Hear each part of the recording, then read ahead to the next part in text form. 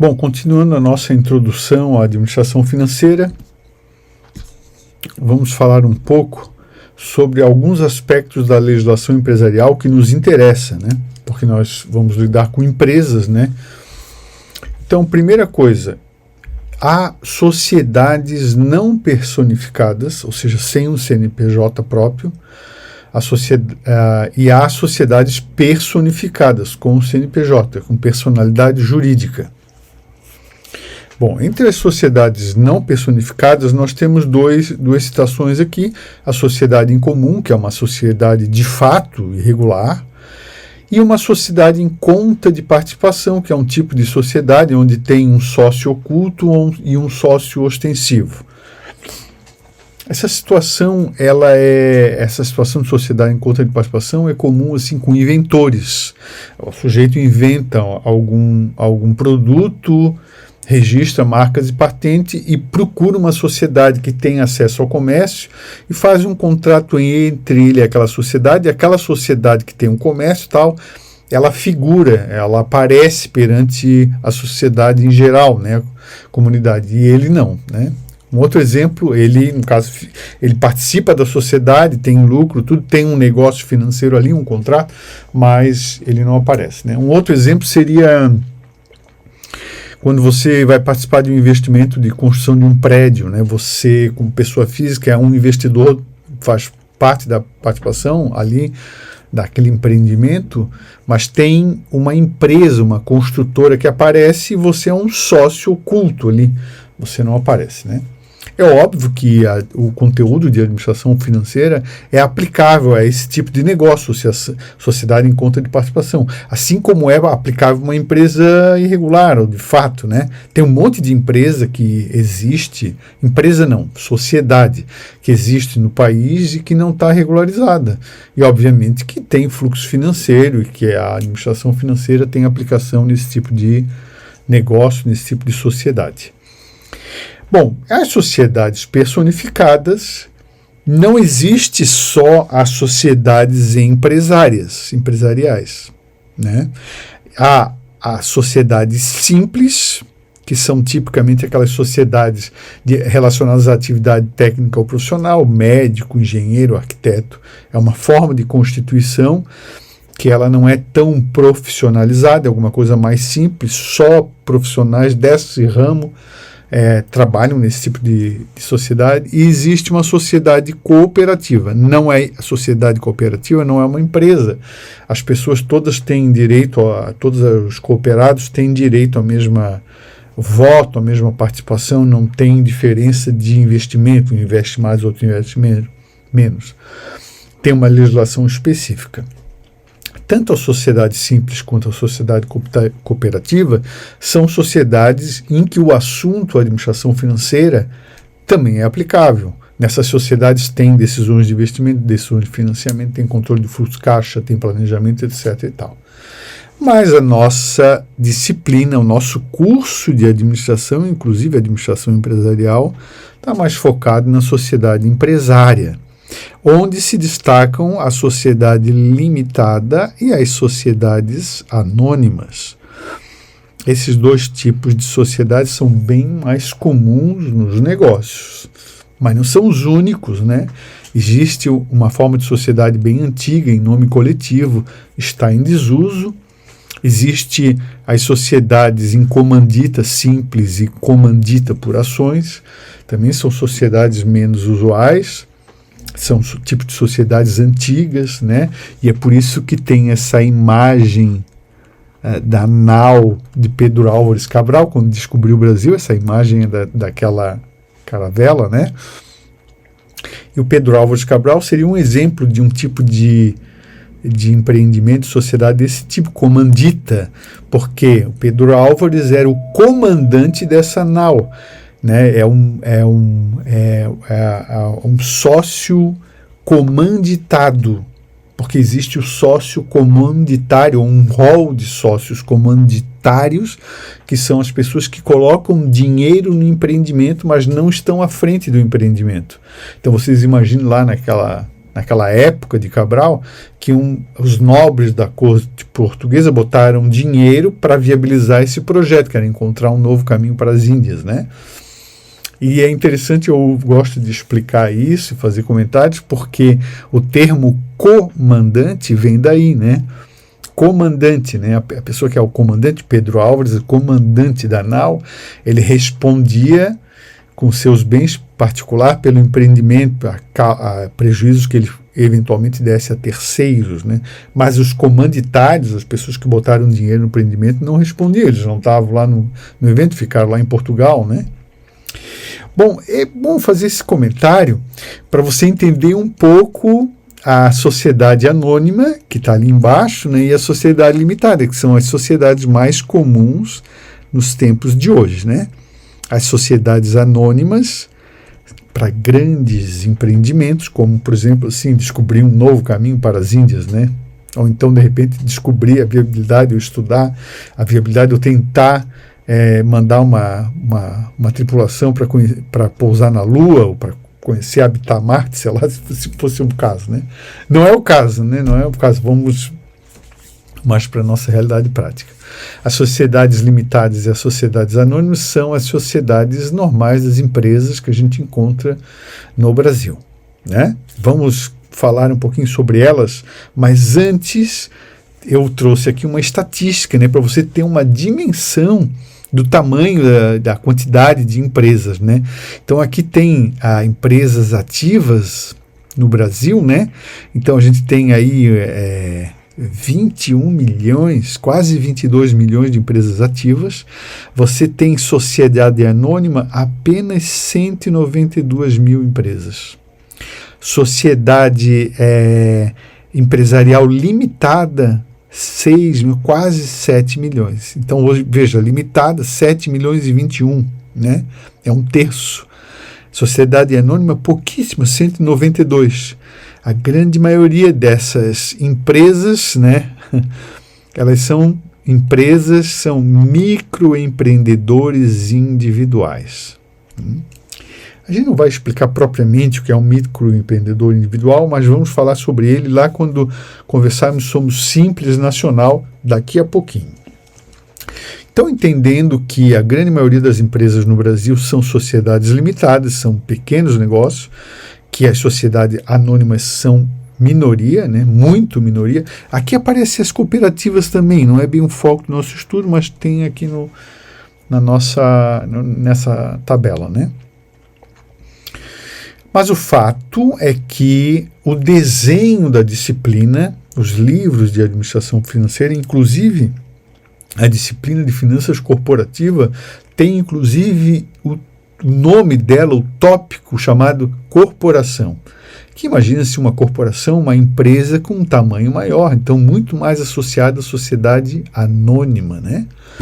As sociedades anônimas são regidas pela Lei das Sociedades Anônimas.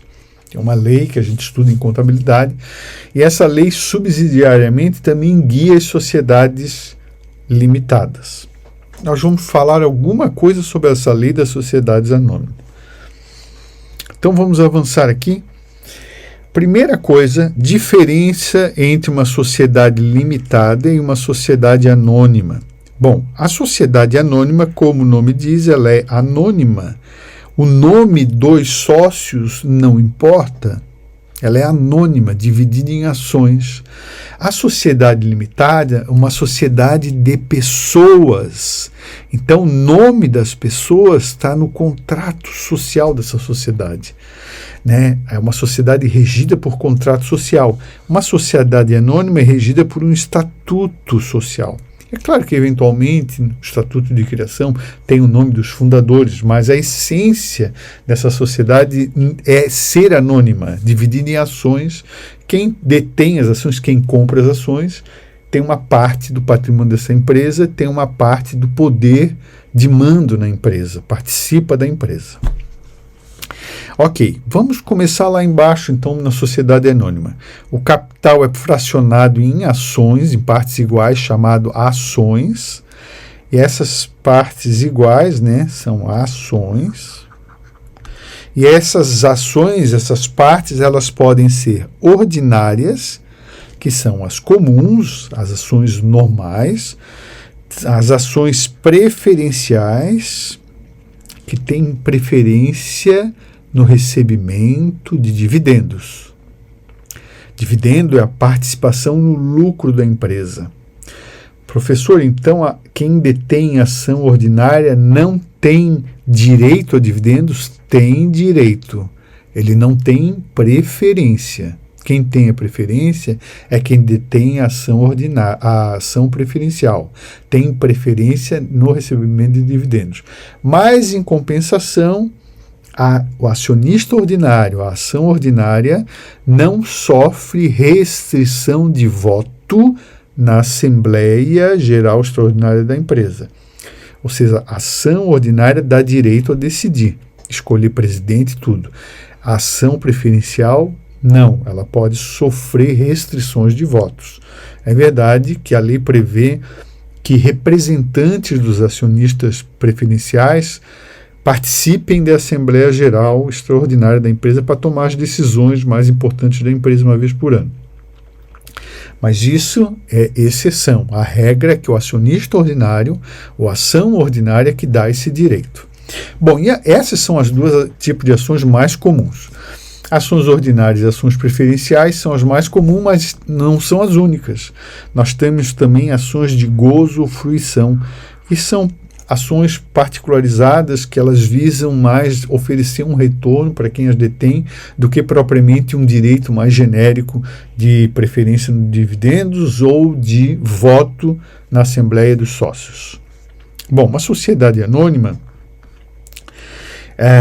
precisa ter conselho de administração com no mínimo 3 acionistas, mas se ela for uma sociedade anônima aberta, ou seja, transaciona suas ações no mercado secundário, no mercado na Bolsa de Valores, ou se é uma sociedade de capital autorizado. Uma sociedade com capital autorizado significa uma sociedade que pode aumentar de tamanho, tem uma autorização de capital, então a empresa pode, ao passar do tempo, ir aumentando o seu capital social. Então, uma sociedade fechada que não tem esse capital autorizado, ela não precisa necessariamente ter conselho de administração.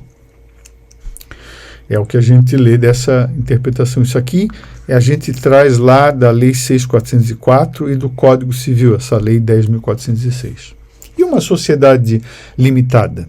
Uma sociedade limitada, que é uma sociedade de pessoas, os sócios contratam entre si, somos sócios. Uma sociedade anônima não é assim. Se um sócio quiser vender a sua ação, pode vender. Numa sociedade limitada, se um sócio quiser vender a sua cota à parte, os outros sócios precisam aceitar, porque é uma sociedade de pessoas, né? É claro que isso é um pouco discutível, estou dando uma noção para vocês, né? Bom, uma vez integralizadas as cotas de todos os sócios integralizaram as cotas do capital social, aquele que você aprende em contabilidade, nenhum desses sócios pode ser chamado a responder pelo valor do patrimônio. Vamos entender isso daqui. Se todo mundo integralizou a cota, todos os sócios respondem pelo valor que integralizaram. Ou seja, a empresa quebra, falha, causa danos ao terceiro, aquele dano, em geral, ele não alcança o patrimônio dos sócios. Por quê? Porque essa sociedade, diferente da sociedade em nome coletivo, que era um modelo antigo, aqui, essa sociedade ela é de responsabilidade limitada. Limitada ao quê? Limitada ao valor do capital social integralizado. A sociedade anônima também é, entre aspas, limitada ao valor que você investiu. Você investiu, se você perder, perde o que investiu, não perde mais do que investiu. Esses dois modelos de negócio são os mais usuais atualmente, exatamente pela proteção do patrimônio particular dos sócios. Ok? Por isso, cota por responsabilidade limitada, sociedade anônima.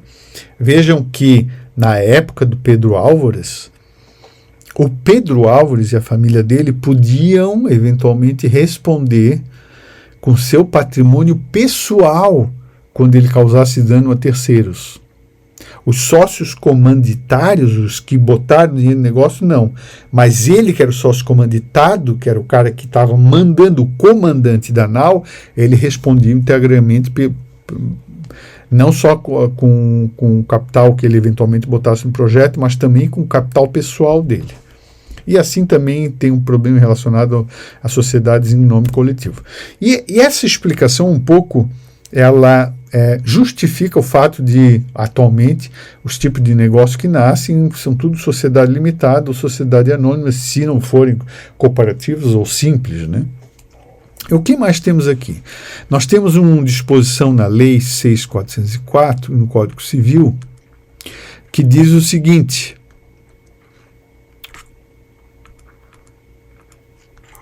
que com um quórum de 2/3 na Assembleia de Sócios, os sócios podem designar um administrador que não seja sócio, um profissional. Por que isso? Porque teria que ser sócio? Teria. Numa sociedade limitada, existe uma preferência por ser um sócio. E a Assembleia de Sócios é obrigatória quando tiver mais de 10 sócios. Então, não é toda sociedade limitada que tem mais de 10 sócios. Ou então, quando essa sociedade limitada tem um conselho fiscal instituído. Órgãos da sociedade anônima. Nós temos órgãos importantíssimos na sociedade anônima. Vejam que aqui nós estamos citando a Lei 6.404, que é a Lei das Sociedades por Ação. Lei das Sociedades por Ações. Desculpe.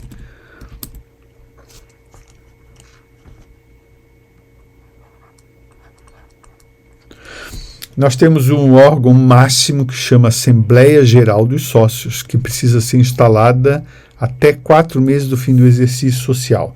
Você estudou em contabilidade de coisas, a empresa pode adotar o exercício social que quiser, né, o período que quiser do ano, mas é normal que coincida com o ano civil. Então, se essa é a coisa mais comum, a gente pensa, terminou o ano, dia 31 de 12 de dezembro, aí a empresa tem 4 meses, até o final de abril, para realizar essa Assembleia Geral. Nessa Assembleia Geral, os sócios tomam as contas dos administradores, claro que eles não vão pegar assim da mão dos caras, né? As contas, eles apresentam os relatórios e é essa a expressão, né? Então, os sócios tomam conhecimento das contas, né? Contas, balanço patrimonial, demonstração do resultado do exercício, demonstração de lucros e prejuízos acumulados, demonstrações das mutações do patrimônio líquido, demonstração do fluxo de caixa, né? Essas demonstrações são mais comuns. E com base nessas informações, nessas contas, decidem sobre a distribuição de lucros. A distribuição de lucros, também conhecido por dividendos, né? Uma parte do lucro é distribuída entre os sócios. Essa discussão sobre a distribuição de dividendos é um tópico específico que se estuda em finanças corporativas. Nessa Assembleia Geral também é o local, é o momento em que os sócios elegem os administradores da empresa e o conselho fiscal. Os administradores relacionados ao conselho de administração, o diretor-presidente, o diretor financeiro, o diretor de marketing, o diretor de produção, não sei como é a organização da empresa, mas nós vamos falar sobre isso daqui a pouco. Nessa Assembleia, eventualmente, também é onde se aprova a correção do capital social da empresa. Vamos aumentar o capital social e tal.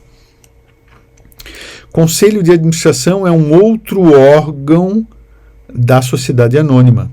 Ele deve ser formado por, no mínimo, 3 sócios e tem as grandes atribuições do negócio: fixar a orientação geral dos negócios da empresa, eleger ou destituir os diretores que fazem parte da equipe executiva da empresa, diretor geral, né, o diretor-presidente, ou CEO da empresa, CFO, né, o diretor financeiro, diretor de marketing, diretor que for de produção, né? Esse conselho que tem essa atribuição. E o conselho também tem a atribuição de fixar as atribuições de cada um dos diretores, dividir e tal. Bom, conselho fiscal é o órgão da sociedade anônima que fiscaliza a execução, né, que fiscaliza o dia a dia da empresa relacionado às contas. Esse conselho fiscal é parecido com o conselho fiscal de um condomínio, né? Então, ele deve ser formado de 3 a 5 pessoas de nível superior. Veja, aqui no conselho fiscal está escrito pessoas de nível superior, não está escrito sócios. Então, é muito comum as empresas trazerem personalidades do país para serem membros do Conselho Fiscal. Eu sei, por exemplo, que a Porto Belo, aqui, essa indústria cerâmica de Santa Catarina, durante muitos anos teve como conselheiro Maílson da Nóbrega, que foi ex-ministro da Fazenda, é vivo ainda, Fazenda do país, né?